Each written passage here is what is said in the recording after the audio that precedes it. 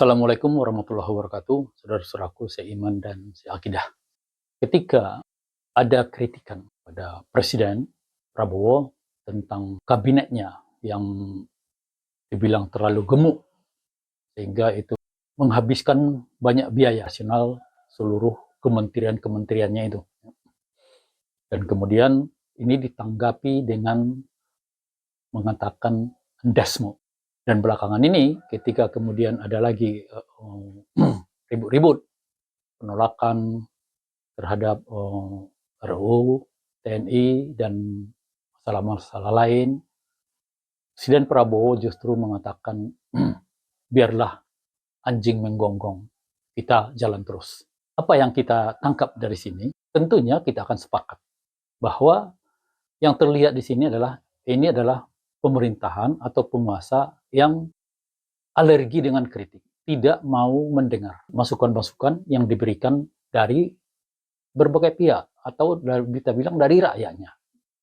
Padahal sebenarnya dia ini adalah seorang presiden di dalam negara yang bersistem demokrasi. Di mana kita tahu kalau dalam negara bersistem demokrasi itu dia kedaulatan di tangan rakyat. Jadi rakyat itu sebenarnya di situ yang berkuasa. Ya. Jadi presiden itu siapa? Presiden itu hanya pihak yang dipilih oleh rakyat untuk mengurusi rakyat sesuai keinginan rakyat. Tapi kemudian ternyata tidak demikian. Ya. Dia seolah-olah berjalan dengan kehendaknya sendiri. Ya.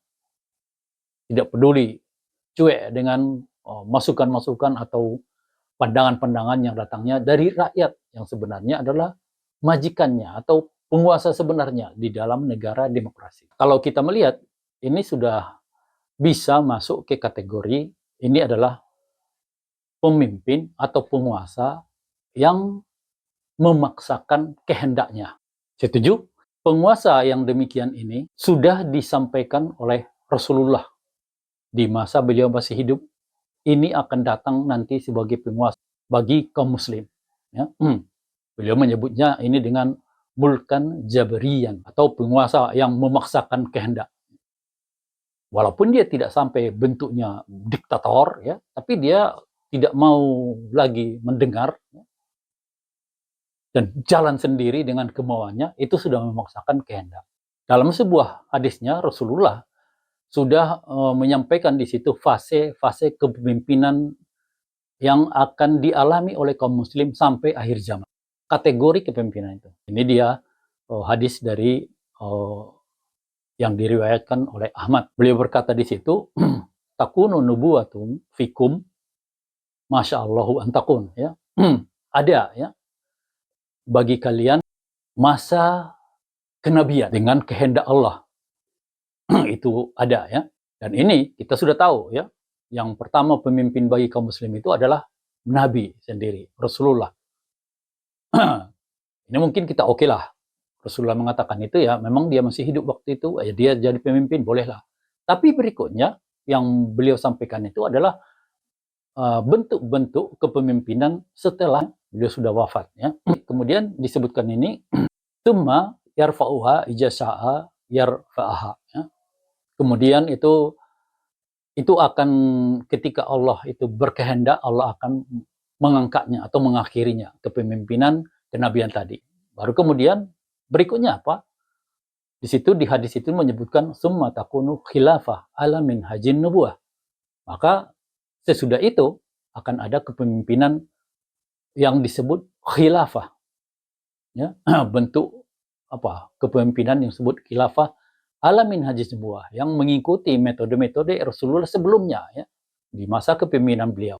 Fatakunu masyaallahu antakun ya, itu akan ada selama Allah masih menghendakinya ada. Ya. Sini para para ulama sepakat yang disebut dengan khilafah ala minhajin nubuwah itu adalah masa kepemimpinannya khulafaur rasyidin. Mulai dari Abu Bakar, Umar, Utsman, Ali radhiyallahu anhum. Dilanjut lagi tsumma yarfa'uha ijazah yarfa'aha. Kemudian ini model kepemimpinan ini akan diangkat Allah ketika Allah berkehendak untuk mengangkatnya. Kemudian apa? Yang berikutnya, tsumma takunu mulkan adon. Kemudian akan ada kepemimpinan yang bentuknya itu ya mulkan, penguasa adon, ya, yang menggigit. Para ulama juga sepakat bahwa ini adalah masa setelah masa Khulafaur Rasyidin, ya, masa kepemimpinan Khilafah Umayyah, Abbasiyah, dan Utsmani. Kenapa disebut dia mulkan adon, penguasa yang menggigit? Di masa Khulafaur Rasyidin itu, di pemimpin itu dia mereka itu diganti, penggantian mereka itu dengan pemilihan. Tapi kemudian di masa kehilafahan Umayyah, Abbasiyah, Utsmani, itu dia kepemimpinan itu kepemimpinan yang bukan dengan pemilihan, tapi kepemimpinan dengan penunjukan. Artinya dia itu si khalifah ini kemudian ketika dia sudah hendak digantikan, ya, apakah karena dia sudah tua atau bagaimana, maka dia sendiri yang mengangkat penggantinya. Tentunya yang dia pilih adalah anaknya atau kerabatnya. Ya. Itulah yang disebut dengan mulkan adon. Mereka menggigit, tidak mau melepaskan kekuasaan itu kepada pihak lain. Kemudian, tsumma yarfa'uha ijasa'a yarfa'aha. Dan ini masa ini akan diangkat Allah. Berarti dia akan berakhir ketika Allah berkehendak mengangkatnya. Ya. Dan kemudian apa yang terjadi? Disebutkan Rasulullah di situ dalam hadisnya itu, tsumma takunu mulkan jabarian.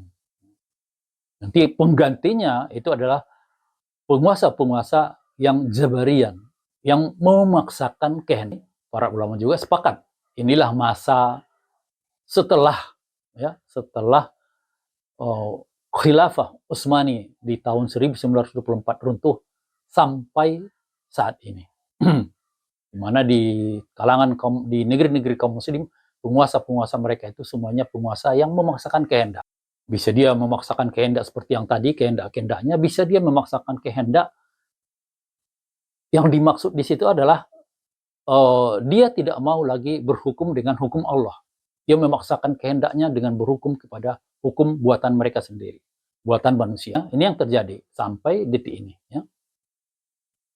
Kemudian, tsumma yarfa'uha ijasa'a yarfa'aha. Ya. Dan ini akan berakhir.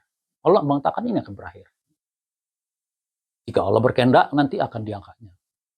Ini kabar gembira. Berarti ini akan berakhir. Kapan berakhirnya? Nah, ini permasalahannya. Kapan berakhirnya? Kita lihat dulu, lanjut dulu, dia penggantinya itu disebutkan Rasulullah itu, summa takunu khilafah ala minhajin nubuwah. Kembali dia. Muncul lagi khilafah ala minhajin nubuwah yang disebutkan di awal, ya, sesudah masa kepemimpinannya nubuwah atau kenabian, ya, itu akan kembali datang. Ya. Jadi model mulkan jabarian yang kita berada saat ini di sini, ini akan berakhir dan penggantinya adalah tegaknya kembali khilafah, ya, yaitu model pemerintahan Islam. Kemudian di situ di hadis disebutkan tsumma sakata, ya. Artinya di situ kemudian Rasulullah diam, tidak lagi melanjutkan. Berarti tidak ada lagi fase berikutnya, fase terakhir itu adalah itu. Fase tegaknya kembali khilafah ala minhajin nubuwah, ya. Jadi ini ya, jadi ketika kita sudah berada di sini, mulkan jabrian, ini yang kemudian kita ini merasa tidak enak, tidak nyaman, dan segala macamnya, kecewa, sedih, marah, dan lain-lain, ya, sengsara, menderita. Tentunya kita ingin mengganti. Kita ingin keluar dari kondisi ini. Bagaimana, apa yang mau kita lakukan keluar dari kondisi ini? Kalau kita melihat tadi, dia opsi satu-satunya memang untuk keluar dari sini adalah tadi itu kembali kita penegakan khilafah itu. Jadi di sini kalau kita melihat hadis ini, jika kita umpamanya dalam kondisi ini, oke, kita turunkan penguasa ini, kemudian kita ganti dengan pemimpin yang lain, ya. Tapi tetap dengan sistem demokrasi dan segala macam ini, berarti jika kita uh, meyakini kebenaran dari sabda dari Rasulullah, berarti kita meyakini nanti yang pengganti itu tetap aja mulkan Zabrian. Karena itu masih fase ya. Selama fase khilafah itu belum tegak, fasenya itu tetap mulkan Zabrian. Mungkin saja skalanya berbeda-beda, tapi tetap dia mulkan Zabrian.